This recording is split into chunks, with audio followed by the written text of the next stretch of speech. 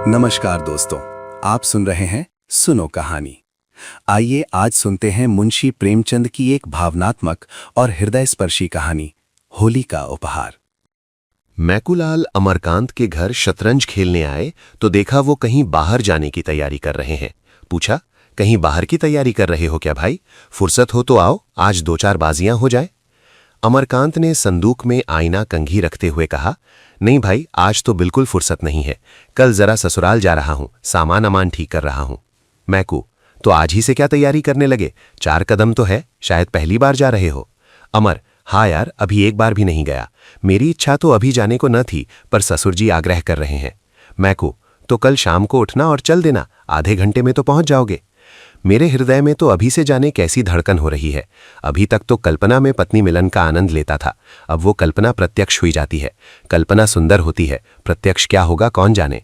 मैकू, तो कोई सौगात ले ली है? खाली हाथ न जाना, नहीं मुंह ही सीधा ना होगा। अमरकांत ने कोई सौगात न लिया था, इस कला में अभी अभ्यस्त न हुए थे। मैकू बोला, तो अब ले लो भले आदमी, पहली बार जा रहे हो, भला वो दिल में क्या कहेंगी। अमर, तो क्या चीज ले जाऊं? मुझे तो इसका ख्याल ही नहीं आया। कोई ऐसी चीज बताओ जो कम खर्च और बालानशीन हो, क्योंकि घर भी रुपए भेजने हैं, दादा ने रुपए मांगे हैं। मैकू माँ बाप से अलग रहता था। व्यंग्य करके बोला, जब दादा ने रुपए मांगे हैं तो भला कैसे टाल सकते हो? दादा का रुपए मांगना कोई मामूली बात तो है नहीं। अमरकांत ने व्यंग्य न समझकर कहा, हाँ, इसी वजह से तो मैंने होली के लिए कपड़े भी नहीं बनवाए। मगर जब कोई सौगात ले जाना भी जरूरी है तो कुछ न कुछ लेना ही पड़ेगा। हल्के दामों की कोई चीज बतलाओ। दोनों मित्रों में विचार विनिमय होने लगा। विषय बड़े ही महत्व का था। उसी आधार पर भावी दाम्पत्य जीवन सुखमय या इसके प्रतिकूल हो सकता था। पहले दिन बिल्ली को मारना अगर जीवन पर स्थायी प्रभाव डाल सकता है, तो पहला उपहार क्या कम महत्व का विषय है? देर तक बहस होती रही, पर कोई निश्चय ना हो सका। उसी वक्त एक पारसी महिला एक नए फैशन की साड़ी पहने हुए मोटर पर निकल गई। मैकूलाल ने कहा, अगर ऐसी एक साड़ी ले लो तो वो जरूर खुश हो जाएं। कितना सूफियाना रंग है और वजह कितनी निराली, मेरी आंखों में तो जैसे बस गई। हाशिम की दुकान से ले लो, 25 रुपए में आ जाएगी। अमरकांत भी उस साड़ी पर मुग्ध हो रहा था। वधू ये साड़ी देखकर कितनी प्रसन्न होगी और उसके गोरे रंग पिया पर कितनी खिलेगी, वो इसी कल्पना में मग्न था। बोला, हाँ यार, पसंद तो मुझे भी है, लेकिन हाशिम की दुकान पर तो पिकेटिंग हो रही है। तो होने दो, खरीदने वाले खरीदते ही हैं, अपनी इच्छा है, जो चीज चाहते हैं खरीदते हैं, किसी के बाबा का साझा है। अमरकांत ने क्षमा प्रार्थना के भाव से कहा, ये तो सत्य है, लेकिन मेरे लिए स्वयं सेवकों के बीच से दुकान में जाना संभव नहीं है, फिर तमाशाइयों की हरदम भीड़ भी तो लगी रहती है। मैकू ने मानो उसकी कायरता पर दया करके कहा, तो पीछे के द्वार से चले जाना, वहां पिकेटिंग नहीं होती, किसी देशी दुकान पर न मिल जाएगी, हाशिम की दुकान के सिवा और कहीं न मिलेगी। संध्या हो गई थी, अमीनाबाद में आकर्षण का उदय हो गया था। सूर्य की प्रतिभा विद्युत प्रकाश के बुलबुलों में अपनी स्मृति छोड़ गई थी। अमरकांत दबे पांव हाशिम की दुकान के सामने पहुंचा। स्वयं सेवकों का धरना भी था और तमाशाइयों की भीड़ भी। उसने 2-3 बार अंदर जाने के लिए कलेजा मजबूत किया, पर फुटपाथ तक जाते जाते हिम्मत ने जवाब दे दिया। मगर साड़ी लेना जरूरी था। वो उसकी आंखों में खुब गई थी, वो उसके लिए पागल हो रहा था। आखिर उसने पिछवाड़े के द्वार से जाने का निश्चय किया। जाकर देखा, अभी तक वहां कोई वॉलंटियर न था। जल्दी से एक सपाटे में भीतर चला गया और 20-25 मिनट में उसी नमूने की एक साड़ी लेकर फिर उसी द्वार पर आया। पर इतनी ही देर में परिस्थिति बदल चुकी थी। 3 स्वयंसेवक आ पहुंचे थे। अमरकांत 1 मिनट तक द्वार पर दुविधा में खड़ा रहा, फिर तीर की तरह निकल भागा और अंधाधुंध भागता चला गया। दुर्भाग्य की बात, एक बुढ़िया लाठी टेकती हुई चली आ रही थी। अमरकांत उससे टकरा गया। बुढ़िया घिर पड़ी और लगी गालियां देने। आंखों में चर्बी छा गई है क्या? देखकर नहीं चलते, ये जवानी ढह जाएगी एक दिन। अमरकांत के पांव आगे न जा सके। बुढ़िया को उठाया और उससे क्षमा मांग रहे थे कि तीनों स्वयंसेवकों ने पीछे से आकर उन्हें घेर लिया। एक स्वयंसेवक ने साड़ी के पैकेट पर हाथ रखते हुए कहा, बिलायती कपड़ा ले जाए का हुक्म नहीं ना, बुलाइत है तो सुनत ना ही हो। दूसरा बोला, आप तो ऐसे भागे जैसे कोई चोर भागे। तीसरा, हजारन मनई पकड़ पकड़ के जेहल में भरा जाता है, देश में आग लगी है और इनका मन बिल्लाती माल से नहीं भरा। अमरकांत ने पैकेट को दोनों हाथों से मजबूत करके कहा, तुम लोग मुझे जाने दोगे या नहीं? पहले स्वयंसेवक ने पैकेट पर हाथ बढ़ाते हुए कहा, जाए का संदेही, बिल्लाती कपड़ा लेके तुम यहां से कबहू ना ही जा सकत हो। अमरकांत ने पैकेट को एक झटके से छुड़ाकर कहा, तुम मुझे हरगिज नहीं रोक सकते। उन्होंने कदम आगे बढ़ाया, मगर 2 स्वयंसेवक तुरंत उसके सामने लेट गए। अब बेचारे बड़ी मुश्किल में फंसे। जिस विपत्ति से बचना चाहते थे वो जबरदस्ती गले पड़ गई। 1 मिनट में 20 आदमी जमा हो गए। चारों तरफ से उन पर टिप्पणियां होने लगी। कोई जेंटलमैन मालूम होते हैं, ये लोग अपने को शिक्षित कहते हैं। छी, इस दुकान पर से रोज 10-5 आदमी गिरफ्तार होते हैं, पर आपको इसकी क्या परवाह? कपड़ा छीन लो और कह दो जाकर पुलिस में रपट करें। बेचारे बेड़ियां सी पहने खड़े थे, कैसे गला छूटे इसका कोई उपाय न सूझता था।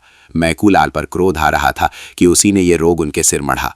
उन्हें तो किसी सौगात की फिक्र न थी, आए वहां से कि कोई सौगात ले लो। कुछ देर तक लोग टिप्पणियां ही करते रहे। फिर छीन झपट शुरू हुई। किसी ने सिर से टोपी उड़ा दी, उसकी तरफ लपके तो एक ने साड़ी का पैकेट हाथ से छीन लिया। फिर वो हाथों हाथ गायब हो गई। अमरकांत ने बिगड़कर कहा, मैं पुलिस में रिपोर्ट करता हूं। एक आदमी ने कहा, हाँ हाँ जरूर जाओ और हम सभी को फांसी चढ़वा दो। सहसा एक युवती खद्दर की साड़ी पहने एक थैला लिए आ निकली। यहां ये हुड़दंग देखकर बोली, क्या मामला है? तुम लोग क्यों इस भले आदमी को दिख कर रहे हो? अमरकांत की जान में जान आई। उसके पास जाकर फरियाद करने लगे, ये लोग मेरे कपड़े छीनकर भाग गए हैं और उन्हें गायब कर दिया। मैं इसे डाका कहता हूं, ये चोरी है। इसे मैं न सत्याग्रह कहता हूं न देश प्रेम। युवती ने दिलासा दिया, घबराइए नहीं, आपके कपड़े मिल जाएंगे, होंगे तो इन्हीं लोगों के पास। कैसे कपड़े थे? एक स्वयंसेवक बोला, बहन जी, इन्होंने हाशिम की दुकान से कपड़े लिए हैं। युवती, किसी की दुकान से लिए हों, तुम्हें उनके हाथ से कपड़ा छीनने का कोई अधिकार नहीं है। आपके कपड़े वापस ला दो। किसके पास हैं? एक क्षण में अमरकांत की साड़ी जैसे हाथों हाथ गई थी, वैसे ही हाथों हाथ वापस आ गई। जरा देर में भीड़ भी गायब हो गई, स्वयंसेवक भी चले गए। अमरकांत ने युवती को धन्यवाद देते हुए कहा, आप इस समय ना आई होती तो इन लोगों ने धोती तो गायब कर ही दी थी, शायद मेरी खबर भी लेते। युवती ने सरल भत्सना के भाव से कहा, जन संपत्ति का लिहाज सभी को करना पड़ता है, मगर आपने इस दुकान से कपड़े लिए ही क्यों? जब आप देख रहे हैं कि वहां हमारे ऊपर कितना अत्याचार हो रहा है, फिर भी आप ना माने। जो लोग समझकर भी नहीं समझते, उन्हें कैसे कोई समझाए? अमरकांत इस समय लज्जित हो गए और अपने मित्रों में बहककर वे जो स्वेच्छा के राग अलापा करते थे वो भूल गए।